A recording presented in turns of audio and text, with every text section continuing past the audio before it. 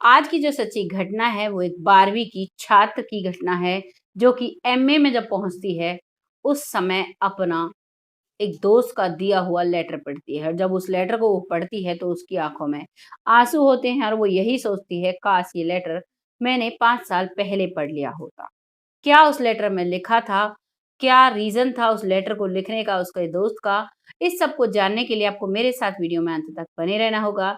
नमस्कार, मैं महक चौधरी लेकर आई हूँ आपके सामने उत्तर प्रदेश के गोरखपुर की सच्ची घटना।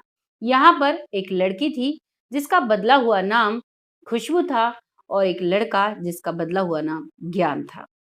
दोनों 12वीं क्लास में पढ़ते हैं और 12वीं में जब पढ़ते हैं तो यहाँ पर जो ज्ञान नाम का लड़का है, वो बहुत ही शर्मीले एक दिमाग का था, मिजाज का था और जो खुशबू थी, वो बहुत ही मतलब बिंदास थी, सबके मुँह पर बोलने वाली लड़की थी।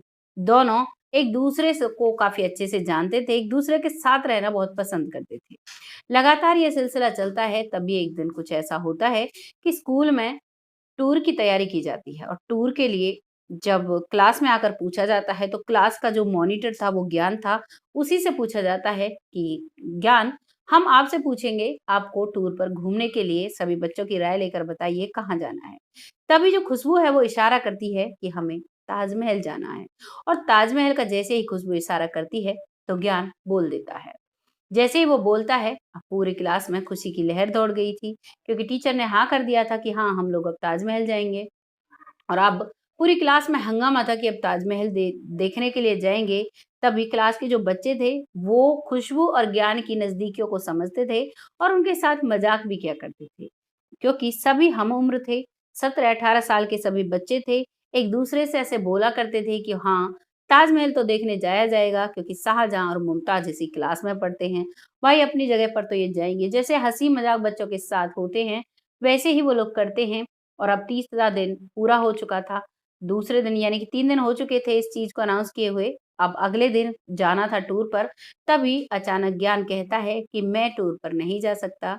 तभी खुशबू कहती है तुम क्यों नहीं जाओगे? तुमको तो चलना पड़ेगा। तभी ज्ञान कहता है कि नहीं जा सकता क्योंकि मैं पढ़ाई भी अपने रिश्तेदार के यहाँ रहकर करता हूँ, मेरे माता-पिता के पास इतना पैसा नहीं है कि वो मेरे टूर जैसे खर्चों को उठा सकें।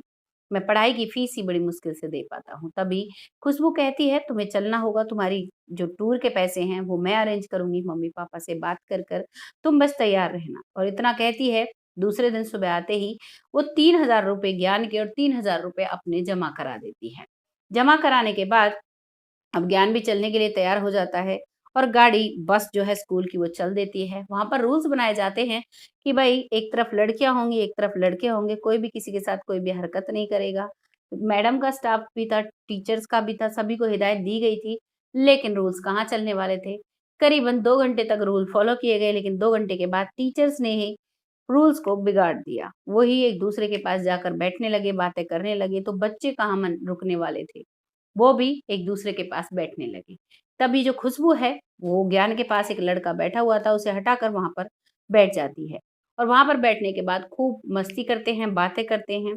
कोई भी किसी को नहीं रोकता-टोकता है और करीबन रात के 11 बज जाते हैं और बस एक ढाबे पर जाकर रुकती है। वहाँ पर सभी लोग खाना-पीना खाते हैं और बच्चे कुछ पैसे लेकर आए थे, वो अपनी एक्स्ट्रा आइसक्रीम, चॉकलेट वगैरह लेते हैं और फिर बस वहाँ से चल देती है। वहाँ से जाने के बाद आगरा जाते हैं।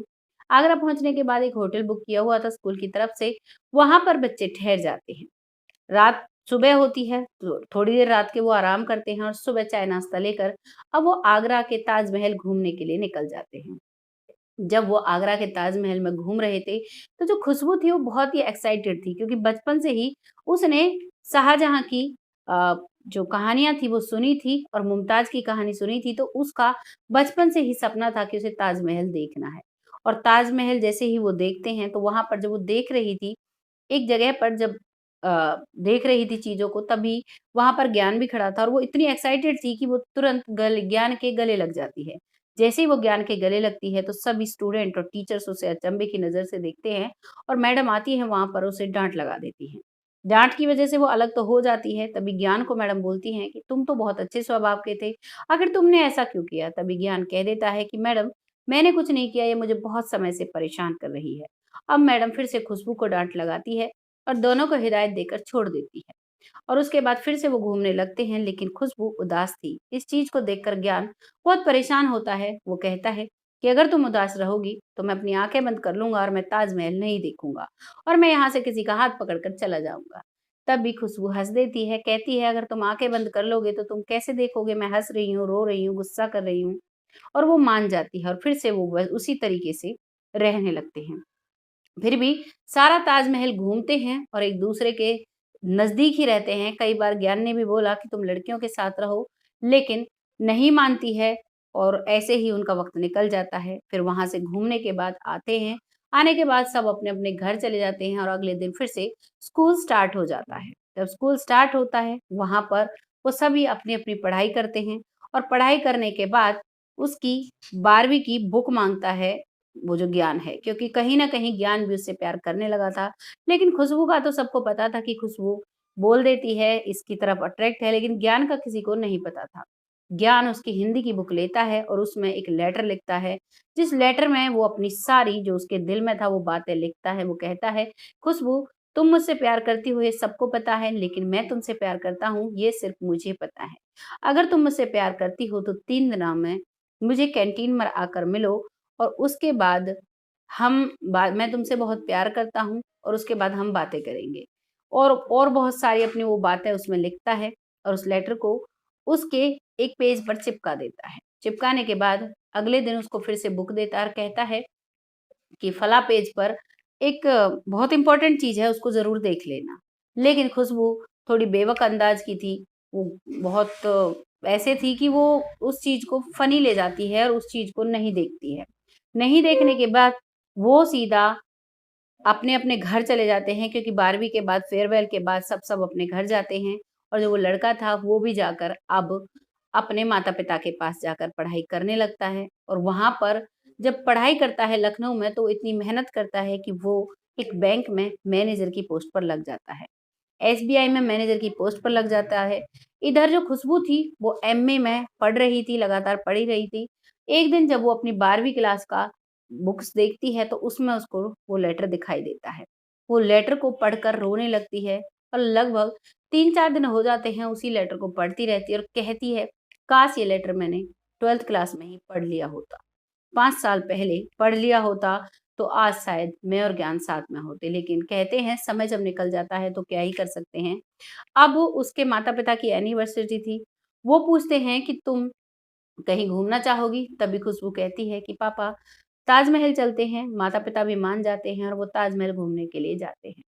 अगले दिन जब वो घूमते हैं ताजमहल, तो जहाँ वो लड़की ज्ञान के गले लगी, उसको वो याद करती है, तभी पीछे से आवाज़ आती है कि ज्ञान सर, आपसे तो चला ही नहीं जा रहा। जैसे ही ज्ञान का नाम कानों में पड़ता है, खुशबू अचंभे से पीछे की तरफ देखती है, तो ज्ञान उसके सामने खड़ा था। उसे देखकर उसकी आँखों में आँसू आ जाते हैं और कहती है, "ज्ञान तुम यहाँ कैसे?"